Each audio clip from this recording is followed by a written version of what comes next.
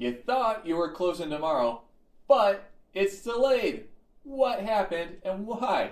Well, I'm Ben Weaver, an Illinois attorney. I help folks all over the Chicagoland area buy and sell houses, and I also help them with wills and trusts and other estate planning documents. And today, we'll talk about what happens when the closing is delayed at the last second. So here's the deal. Closings take a lot of people, a lot of resources to put together. You have the buyer, you have the seller, you have the lender, you have the title company, you have the attorneys. We all have to work together to put the sphere of a closing together so that we can do it on time and on schedule. And every once in a while, there's a reason why we can't close on time. It happens. It's unfortunate, but delays occur. So, what are some reasons why the closing may be delayed? Well, it could be an issue where the seller wasn't able to get some of the inspection repairs completed on time.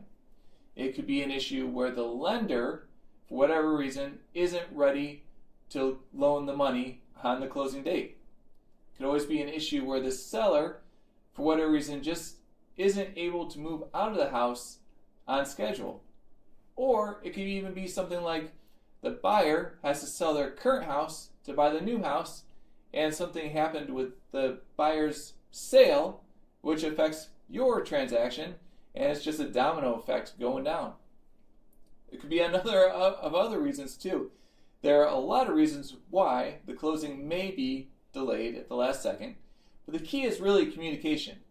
If a party realizes that something may not happen on time, it's really important for that party to reach out and notify everyone else that there could be a delay. Ignoring the issue or hoping it'll all work out if you just stay silent usually isn't the best policy. It's best to let everyone know what's going to happen. Okay, so we've gone over the why a closing may be delayed.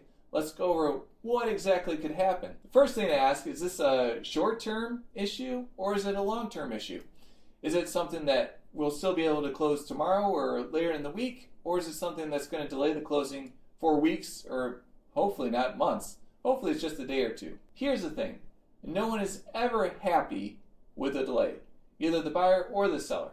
Everyone wants to close on schedule. People will be upset with the delay, but usually everyone's willing to work together to make sure that the transaction does close as soon as we possibly can. Well, there are a lot of different creative ways that we can find a solution here. Maybe we can put some sort of escrow, maybe the buyer can move some items into the garage. Maybe we can come up with some sort of post-possession agreement so the seller can remain in the house after closing. Bottom line is that the parties will work together to find some sort of creative way so we can close as soon as possible with as limited damages to the parties as we can possibly muster. Now, if we do have to delay closing, are there any additional fees? That's always a very common question that comes up once we start thinking about delays. For example, if the seller, for whatever reason, can't close on time, does that lead to the buyer having to pay any more loan fees? Like, for example, do they have to lock in their interest rate for additional days? Or, if for some reason the buyer can't close on time, does the seller have additional moving fees? Yeah, all those are very good questions, and usually what happens is that if it's a short-term delay, most parties agree to just waive those additional charges because they're minimal, and they don't want to go through the scrutiny. The lender has to review all the closing figures again, which could cause more delays. They just kind of let it go. But if there is an issue, if there are damages that warrant some sort of compensation, it's always an open question to make sure that that's asked, and if it does warrant some additional damages, that we do investigate those damages and any reimbursement with the other party. Unfortunately, I hate to put this bias on it, but from my perspective, most delays at closing are due to the lender just not being ready to close for one reason or another. And you got to understand that the lender is investing six figures into this house. They're putting a lot of money towards this closing. So it's understandable that they want to make sure that they cross all their T's and dot all their I's. And if they need an extra day, they need an extra day.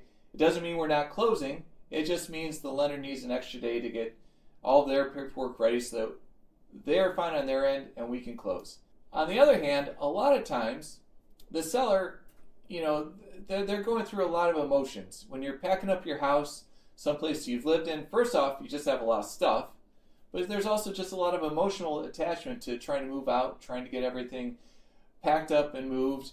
You have aside from moving, you still have your regular life. You're trying to go to work and you're trying to go to school and all that stuff.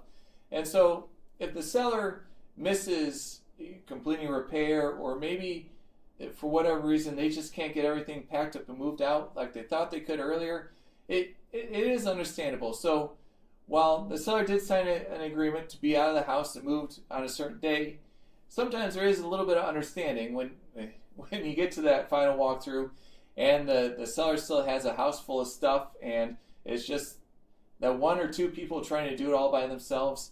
I understand everyone wants to close, but sometimes you gotta just have a little humanity, a little patience, that sometimes things don't quite work out like you thought. So while it does happen, unfortunately, it is an unfortunate event. Hopefully the parties can work it out and maybe we can reach an agreement so the seller can stay in the house for one extra day, put some money in escrow so they can move out and everyone can be happy. Well, those are just a few scenarios and examples, and hopefully I just talked out what happens when a closing is delayed at the last second. I hope I gave you some helpful examples, and I hope that if you get stuck in this situation, that you're able to take a deep breath and relax, and these things happen, and just know that we will close. The house always closes. It always works itself out, even if it takes an extra day, even if we need to set up an escrow or something to make sure it happens. So, do you have any horror stories? Do you have any examples? What happened when your closing was delayed at the last second? Did it work it out? It always works it out, even when it is a horror story. Things do get better, so don't worry about it. But if you have a story, leave it in the comments below. I'm Ben Weaver, Illinois attorney, and I'll see you in the next video.